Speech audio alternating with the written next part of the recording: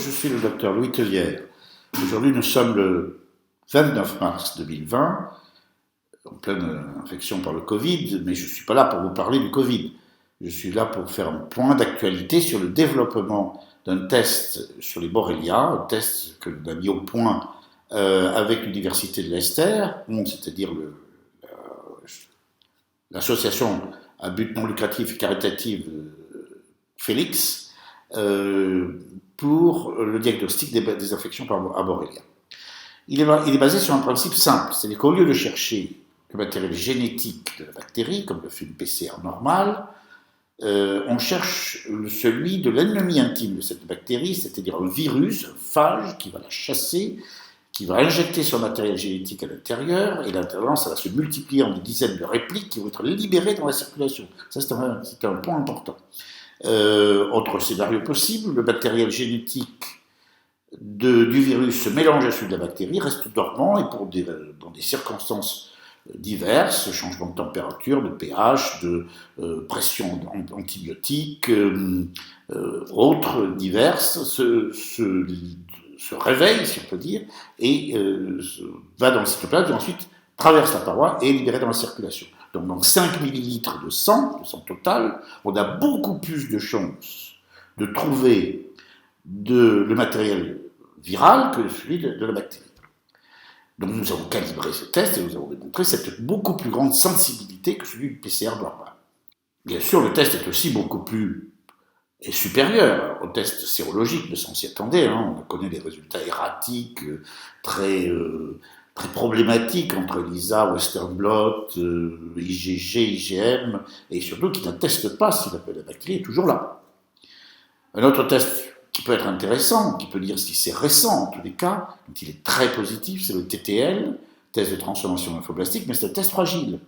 Il suffit d'avoir un traitement antibiotique, immunomodulateur, corticoïde, d'avoir un système immunitaire qui ne fonctionne pas, et le test est modifié, ou qui fonctionne trop, au contraire, le test est modifié. Le temps d'exposition de l'antigène au lymphocyte aussi modifie le test. Donc c'est un test qu'on peut questionner, comme on dit. Voilà. Donc voilà, on a comparé tous ces tests, et on a, une fois cette calibration faite, Leicester n'avait pas pour objet de mettre à disposition du public. Nous avons cherché un partenaire privé qui pouvait le faire. Nous avons sélectionné Red Labs, qui est un laboratoire belge, pour plusieurs raisons. D'abord parce qu'ils sont très bien situés en Europe, entre l'Europe du Nord et l'Europe du Sud. Deuxièmement, parce qu'ils ont une facilité d'installation plutôt aux États-Unis, à Reno, dans le Nevada, donc pour les patients américains, c'est important. Et troisièmement, parce qu'ils maîtrisaient, et ils maîtrisent toujours, l'extraction de l'ADN manuel. Et ça, c'est important pour être sûr d'avoir l'exhaustivité, l'intégralité du matériel ADN viral, et être sûr qu'il n'était pas contaminé par de l'ADN humain. Les méthodes d'extraction qu'utilisent souvent les PCR d'ailleurs automatisés, il peut y avoir quelquefois, sur ce test, des questions à se poser. Et il n'y a pas l'intégralité du matériel. Donc ce qui fait que c'était pour nous une sécurité.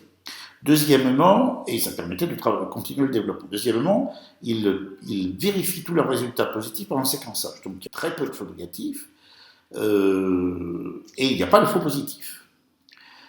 Et donc, nous avons confié ce test, et depuis septembre, 2200, peut-être 2300 aujourd'hui, ont été effectués. Et là, nous avons eu quelques résultats intéressants. D'abord, la confirmation de la sensibilité supérieure du test, et deuxièmement, de trouver beaucoup plus de Miyamoto que si on s'y attendait. On a trouvé essentiellement dans les stades tardifs 25-30% de Miyamoto. Plusieurs explications. Soit c'est un effet de diagnostic parce qu'on est le seul test qui permet d'attester Miyamoto de manière assez sensible, donc un effet diagnostique. Deuxièmement, ça peut être aussi que Miyamoto, dans ces stades tardifs, est plus résistant aux antibiotiques, et donc si c'est le cas, il persisterait davantage. Donc si c'est le cas, il faudra peut-être penser à des traitements plus adaptés. Troisièmement, ça peut être un autre effet. On sait que les bactéries échangent de l'information par les plasmides. On peut imaginer que les bactéries regroupées sous le même biofilm, dans le même tissu, groupe de bactéries échangeant leur information, les plasmides mis à Moteuil ont une information prédominante.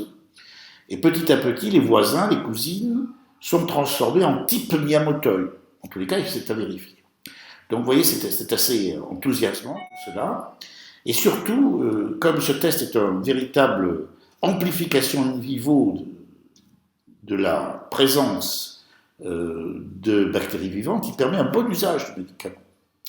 C'est-à-dire que si il est négatif, on peut se poser la question si on va poursuivre les antibiotiques, ou si c'est une autre co-infection.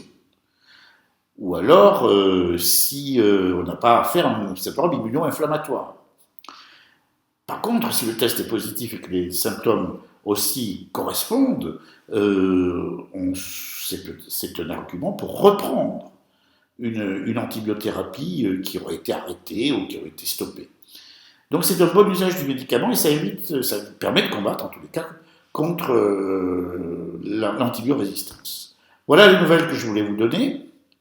On continue les développements. Comme je l'ai dit au début, nous sommes au milieu de l'infection par le Covid, donc les malades de Lyme ne sont pas plus exposés que d'autres, mais ils ont peur d'avoir leur système immunitaire un peu plus fragilisé. Donc, vous médecins, protégez-vous, et vous patients aussi, protégez-vous. Protégez-vous, tenez à distance, écoutez les consignes qui sont données, et je reviendrai dans quelques semaines pour faire un autre point. Je vous salue, prudence, force et détermination. À bientôt, au revoir.